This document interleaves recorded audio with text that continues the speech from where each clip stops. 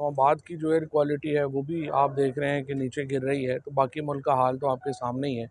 ये कुदरत का इंतकाम है। जब आप 1200 एकड़ जो दरख्त हैं वो काट देंगे हाउसिंग सोसाइटी बनाने के लिए, जो मुल्तान में हुआ आपके सामने, तो वहाँ पे फिर क्या होगा? आज मुल्तान की जो एयर क्वालिटी इंडेक्स है वो आपके सामने है।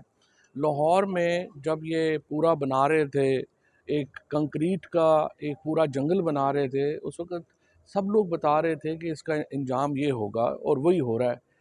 इमरान खान पाकिस्तान में वाहिद पॉलिटिशियन था, जब वो आया है तो लोगों को पता चला है कि दरख्त लगाने भी कोई ज़िम्मेदारी है हुकूमत की और लोगों की।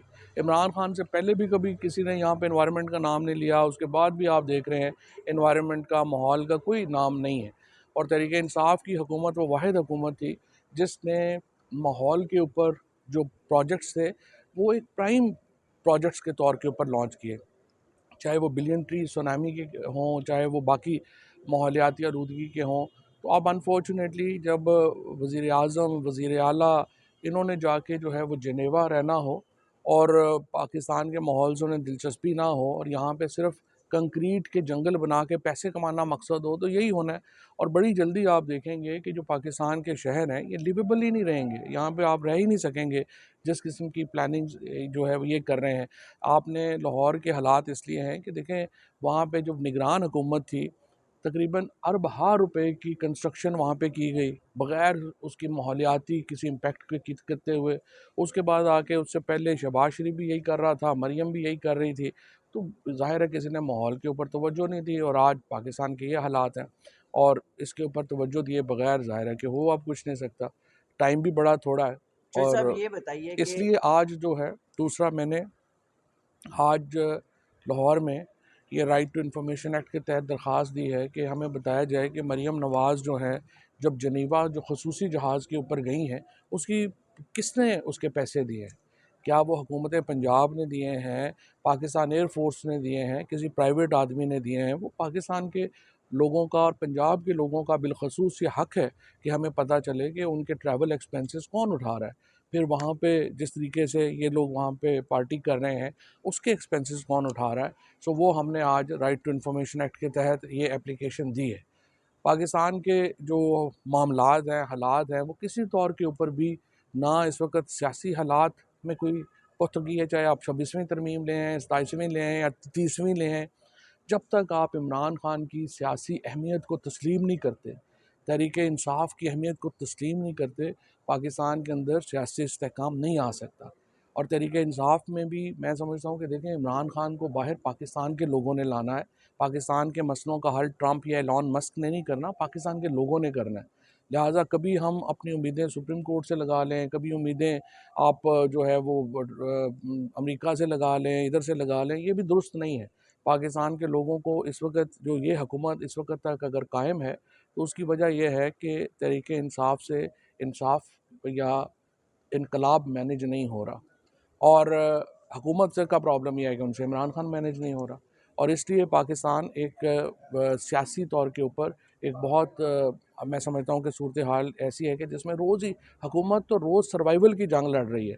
वो एक दिन जो है वो निकाल देते हैं, फिर सारी हुकूमत मिल के नाचती गाती है कि आज हम बच गए, अब कल का सोचें। तो इस तरह से तो मुल्क चल रहा है ना, इसका कोई मुल्क में कोई पॉलिसी है ना, कोई इस्तेहकाम है।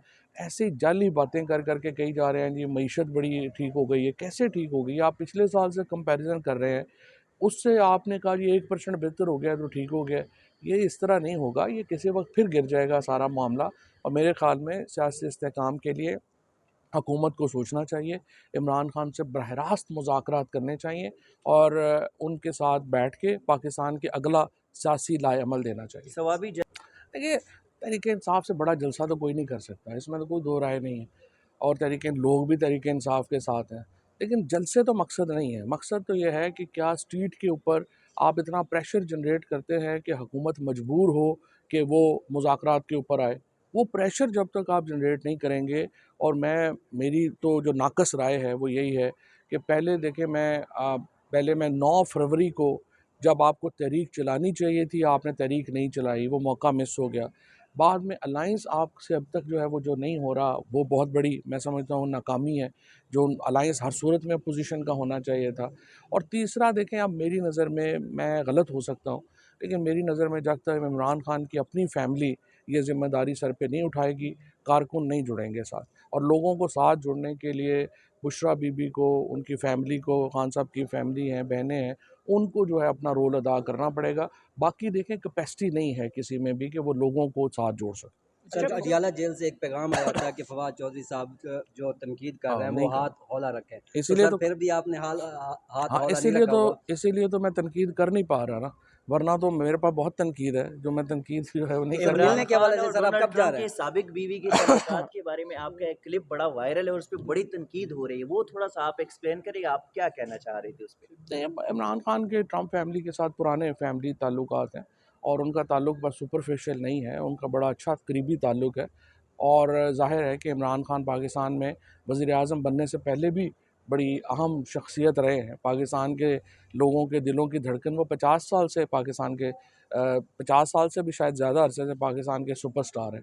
तो लिहाजा ज़ाहिर है कि उनके ताल्लुकात हैं, और इसीलिए काफ़ी लोग समझते हैं कि प्रेसिडेंट ट्रंप जो हैं वो शायद उनके लिए किरदार अदा करेंगे।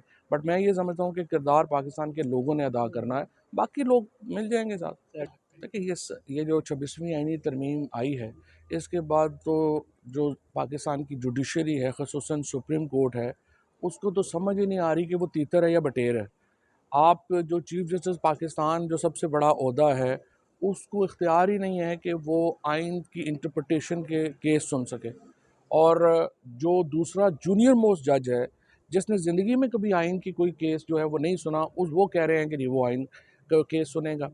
अब हुकूमत का निज़ाम इन्होंने 26वीं आईनी तरमीम में ये बनाया है कि जी ये जो हुकूमत के मुकदमे होंगे, वो हुकूमत वो बेंच बनाएगी, और हुकूमत के मुकदमे उस बेंच में जाएंगे जो हुकूमत ने बनाया होगा। इससे ज़्यादा मज़ाक़ा ख़ेज़ निज़ाम दुनिया में कहीं नहीं है। ये 26वीं आईनी तरमीम ने ख़त्म होना है, चाहे वो जल्द ख़त्म हो, सुप्रीम कोर्ट के जज खुद हिम्मत करें और इसको उठा के बाहर फेंकें, या आने वाली हुकूमत जो भी आएगी वो इसको उठा के बाहर फेंकेगी। Thank you. ये बताइए करना चाह रहे हैं। देखिए, मुझे तो जब भी खान साहब बुलाएंगे मैं तो हाज़िर हूँ, मेरा तो मसला नहीं है। मौलाना फजलुर रहमान के साथ मैं समझता हूँ कि अलाइंस में जो ताख़ीर है, जीडीए के साथ मुलाकात में जो ताख़ीर है, जमात इस्लामी में जो मुलाकात में ताख़ीर है, ये पाकिस्तान के लिए अच्छा नहीं है, तहरीक इंसाफ के लिए अच्छा नहीं है, अपोजिशन के लिए अच्छा नहीं है। ये अलाइंस जल्द अज जल्द होना चाहिए था, या आज से 6 महीने पहले हो जाना चाहिए था। और अनफॉर्चुनेटली इस अलाइंस के ना होने की वजह से हुकूमत पे कोई प्रेशर नहीं।